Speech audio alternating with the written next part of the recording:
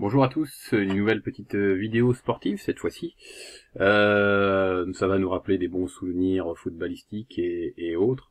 Je vais vers vous pour vous expliquer avec ma petite musique qui doit vous rappeler la Ligue des Champions, l'effet Magnus. Alors, effet très connu dans le sport, pas si connu que ça en fait.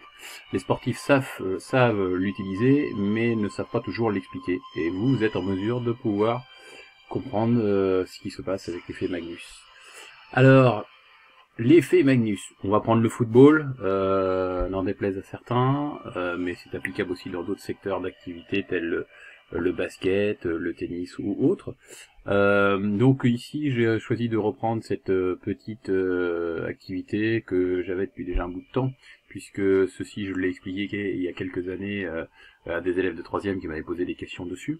Donc le bonhomme qui est en jaune ici, s'il tape avec le plat du pied, en principe la trajectoire du ballon est déterminée, elle doit être rectiligne, et finalement le ballon doit aller dans les tribunes. L'intérêt pour le footballeur en jaune ici, ça va être d'envisager de contourner donc le ballon en lui donnant de l'effet. Voilà, souvent on dit que le ballon il est brossé ou qu'on donne de l'effet à la balle. Alors comment expliquer cet effet?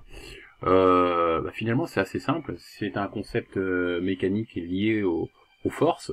Si le ballon va avec une trajectoire rectiligne, le ballon pourfend l'air, ne tourne pas sur lui-même, et dans ce cas-là, l'air va contourner le ballon à la même vitesse de part et d'autre du ballon.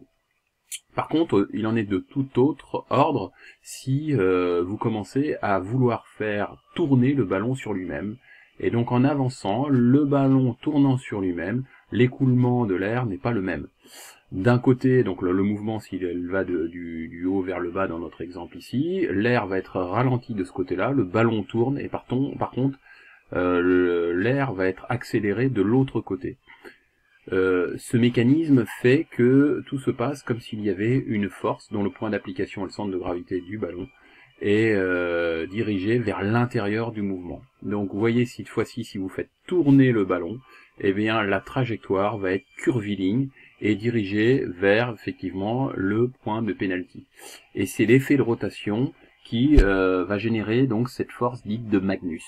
Alors un certain Magnus, donc un joueur de football suédois connu, non je blague, en fait Magnus était un scientifique du 19e siècle et qui avait expliqué ces phénomènes liés aux rotations des différents mobiles.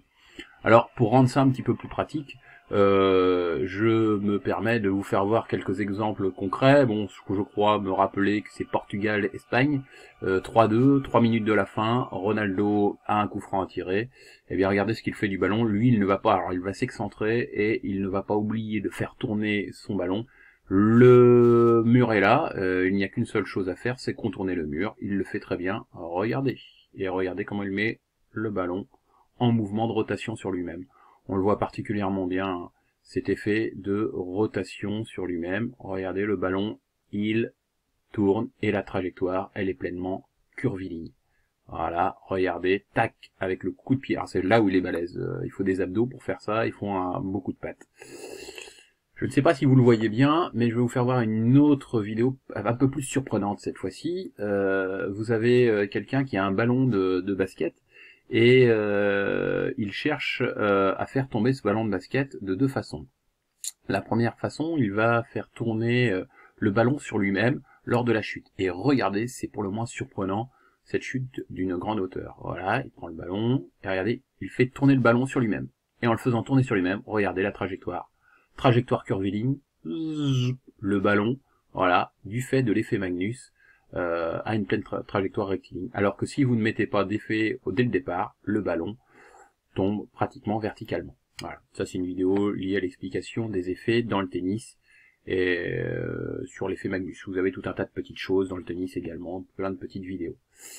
Enfin, bien se rappeler aussi, et ça nous fait mal en tant que supporter de l'équipe de France, lors d'un match France-Brésil, il y avait d'ailleurs encore Zidane à l'époque, regardez, il est dans le mur, il y a un certain Roberto Carlos, qui était un tueur de coups francs, qui va lui imprimer la rotation du ballon grâce à un extérieur du pied. Et alors là, c'est encore plus balèze à faire. Alors le ballon va tourner sur lui-même, toujours dans le même sens, hein, et vous allez voir, en principe, la trajectoire prévue, on se dit le ballon part dans la tribune, mais pas du tout. La force Magnus va permettre à la trajectoire du ballon d'être curviligne, et vous allez voir ce que ça donne. Là également, paf, le ballon, on le voit bien, tourne sur lui-même, et la force Magnus permet au ballon, regardez comme ça tourne, ça tourne, ça tourne, ça tourne, permet au ballon de revenir. Voilà. Voilà, bon, j'espère que vous avez un petit peu mieux compris ce qu'est la force dite de Magnus. Pour les footballeurs, maintenant quand vous tirerez un coup franc, vous vous rappellerez un petit peu de cette force de Magnus, du moins je l'espère.